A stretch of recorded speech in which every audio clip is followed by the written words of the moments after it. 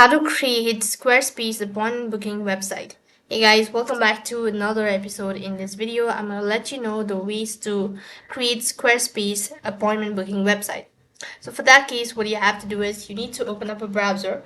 On the web address bar, type in the link that is www.squarespace.com/scheduling.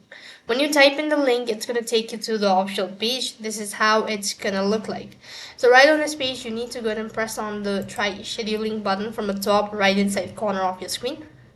Then you need to go ahead and select whether you want to go with the Google account or continue with your email. So type in your first name, last name, all of that, and then create a password at the same time. And click on continue.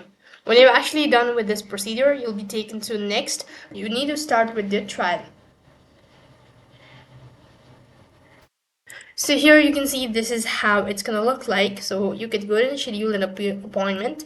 And when you actually do that, you need to go ahead and view your plans and all of that.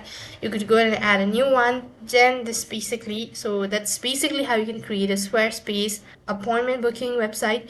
That's all for this video. I hope the video was helpful. Make sure to like, share, and subscribe to our channel. Thank you for watching. See you in the next video.